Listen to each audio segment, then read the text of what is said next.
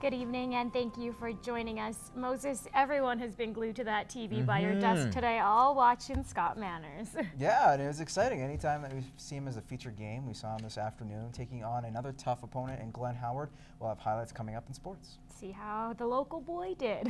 For sure. And the weather, Gerard, not too bad. I was out there today still wearing a light jacket. We got a little bit of snow overnight, but it's supposed to get warmer, right? Yeah, we're looking at possibly a +8 Wow. by Friday, would you believe? I wouldn't complain. It is unreal. No, nobody's complaining about that. Just some clouds moving back and forth. That's what we're going to see basically on the overnights. Let's have a look at it here. Cloud cover expected to build up on the overnights. That's probably the main feature. Talking about how cold it actually was today, the wind chill moved from a -17 to a -10 at one point. It's back out there at -13 at the moment. The wind's out of the west. The humidity is at 74%, but those clouds are not holding anything. They're just building up an ebb and flow on the overnights. Possibly some foggy patches in the battlefronts towards morning, but those too expected to clear off. We've got some more details coming a little later in the cast.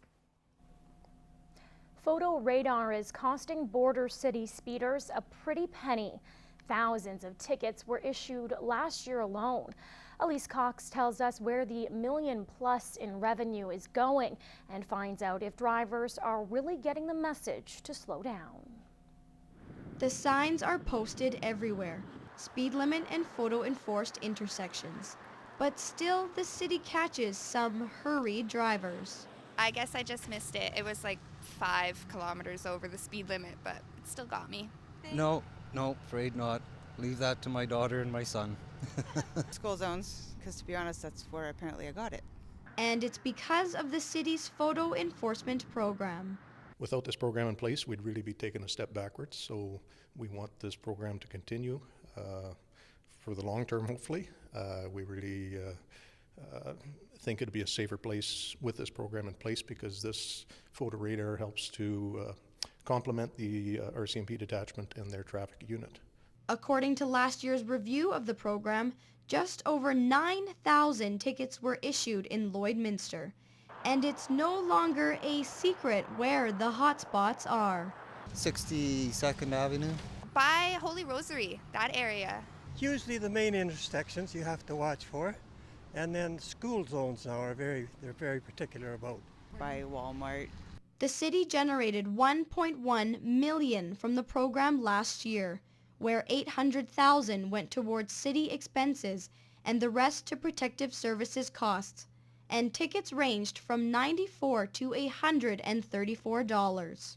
The public might have differing opinions based on whether they've got a ticket or not, but there is a bit of a gain financially for the city.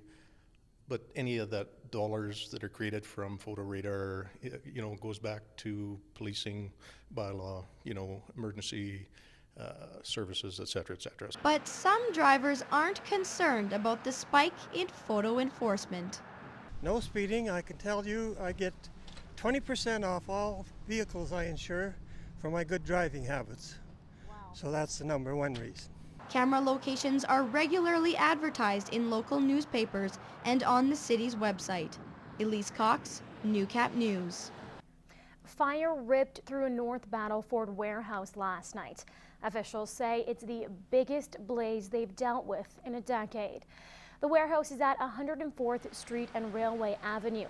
The blaze broke out around 9 o'clock last night. It was so intense, fire crews weren't able to enter the building, instead concentrating on protecting nearby buildings. The cause is suspicious. Military-style bandages were stored in the building for shipment overseas. Crews worked all night and were still dousing hotspots this morning. The Wild Rose is ready for a fight. Leader Danielle Smith was in Lloydminster speaking some fiery words, labeling Premier Alison Redford a liberal for her progressive push of the PCs. On the heels of the Premier's visit to the border city Saturday, Smith spoke to a crowd of close to 500 last night. These two provinces, Saskatchewan and Alberta together, they make up a resource hub that is second to none in the world. She calls it the Sask-Berta advantage.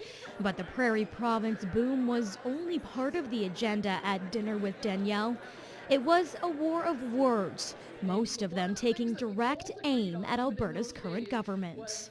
They think they know best. They think they have all the answers. They don't listen to Albertans. And I think that Albertans are seeing that. They're seeing that this is a government that is not going to change. You can't just change the person at the top and change the culture of the party. But in stark contrast, a change in the culture of the party is exactly what Smith says has happened, labeling Alison Redford as the first Liberal Premier of Alberta for her progressive push of the PCs.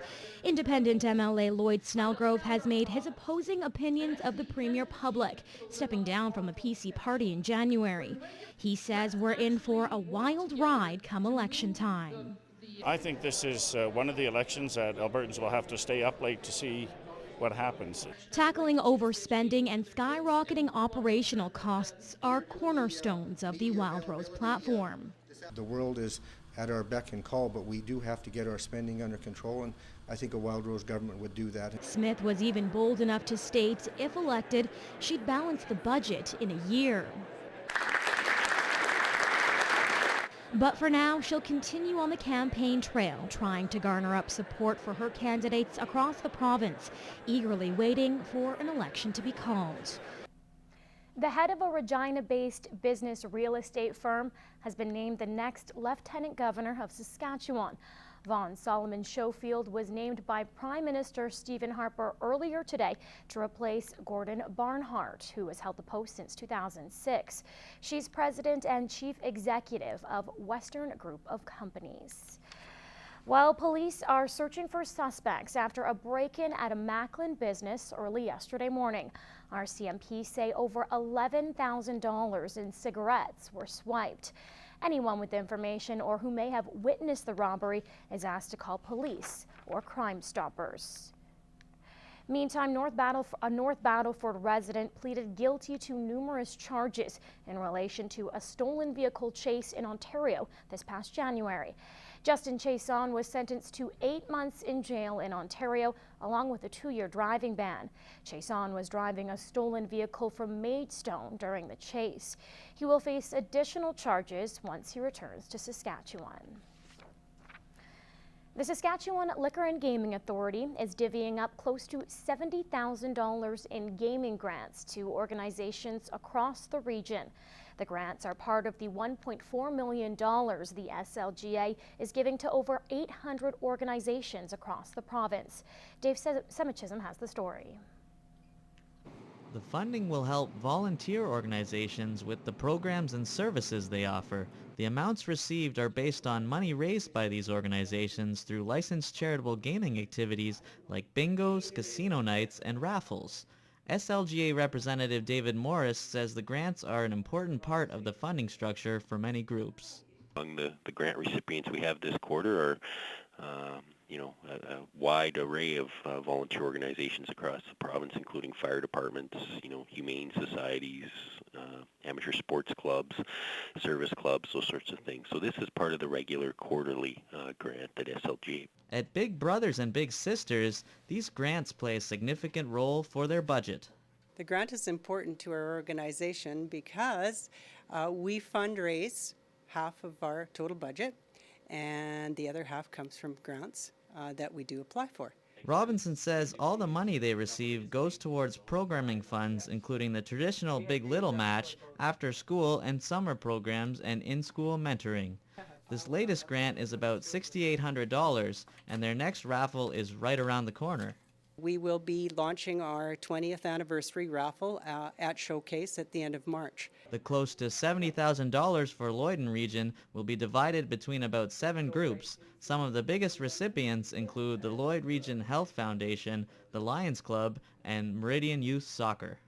Gaming grants in Saskatchewan are provided on a regular quarterly basis, and the SLGA is pleased to help volunteer organizations like Big Brother and Big Sister make the community a better place.